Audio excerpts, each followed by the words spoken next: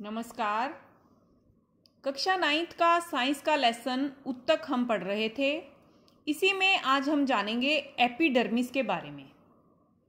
Epidermis पौधे को घेरे हुए एक परत होती है जो पौधे की सुरक्षा में महत्वपूर्ण भूमिका निभाती है।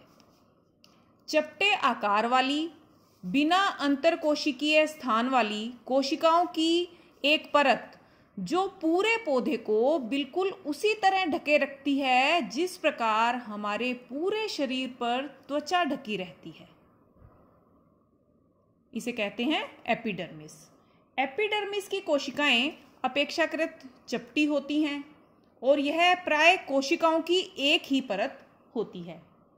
सामान्यतः इसकी बाह्य और पार्श्व की भित्तियां चौड़ी होती हैं, मोटी होती हैं, और जो इसकी आंतरिक भित्तियां हैं ये पतली होती हैं। एपिडर्मिस कोशिकाएं पौधों की बाह्य जो सतह है उस पर एक जल प्रतिरोधी परत बना देती हैं और वह परत होती है लगभग मोम की परत के समान।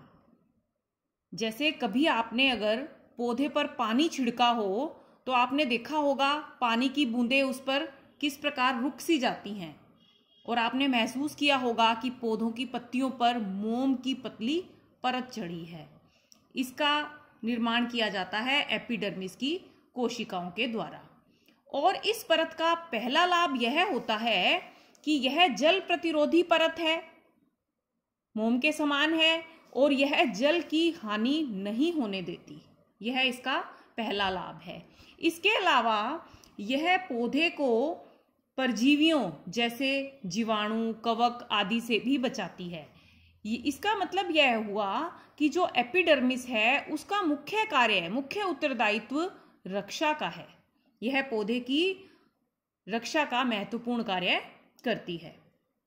मरुद्भिद पौधे वो जो मरुस्थल में रहते हैं, बहुत अधिक ताप को सहन करते हैं, उन पौधों की एपिडर्मिस मोटी होती है और उन पर क्यूटिन नाम का पदार्थ चढ़ा रहता है, यानी क्यूटिन नामक के पदार्थ का लेप चढ़ा रहता है।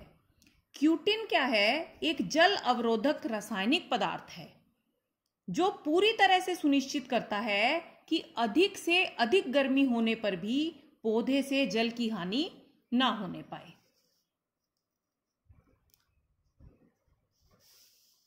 ये देखिए आप इस चित्र में, जैसे जैसे वृक्षों की आयु बढ़ती है, अब वो एक पतली सी परत एपिडर्मिस कुछ समय तक पौधे की रक्षा करती है, लेकिन जब वृक्षों की आयु बढ़ती है तो जो पौधा है उसकी सुरक्षात्मक उत्तक जो है उसमें कुछ परिवर्तन होता है।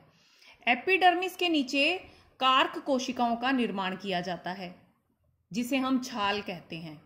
छाल की कोशिकाएं मृत होती हैं और इन कोशिकाओं में भी अंतरकोशिकीय स्थान नहीं होते हैं। छाल बनने पर एपिडर्मिस जो है वो कट फट कर समाप्त हो जाती है, यानी अब रक्षा का जिम्मा आ जाता है छाल के पास। अब पौधे का मुख्य तना है, पुरानी टहनियां हैं, उन सब की रक्षा करती है छाल। और छाल पर भी सुब्रिन नाम के पदार्थ का लेप चढ़ा रहता है जो इसे हवा और पानी के लिए अभेद्य बना देता है, यानी पानी और हवा अंदर बाहर आना जाना बंद। अब एक प्रश्न उठना स्वाभाविक है कि अगर एपिडर्मिस और छाल इस तरह से हवा और पानी को बाहर भीतर आने जाने से रोकती हैं तो वायुमंडल से गैसों का आदान प्रदान किस प्रकार होगा? अगर हम किसी पत्ती की स्लाइड बनाकर सूक्ष्मदर्शी में देखें तो कुछ इस तरह के छिद्र हमें उसमें दिखाई देते हैं और ये छिद्र कहलाते हैं स्टोमेटा। पत्ती पर पाए जाने वाले छिद्र कहलाते हैं स्टोमेटा, जिसमें दो वृक्क की आकृति की रक्षी कोशिकाएं होती हैं। उनके बीच का जो खुला स्थान है वही है स्टोमेटा। रक्षी कोशिकाएं जो वृक्क की आकृति की, किडनी की आकृति की हैं।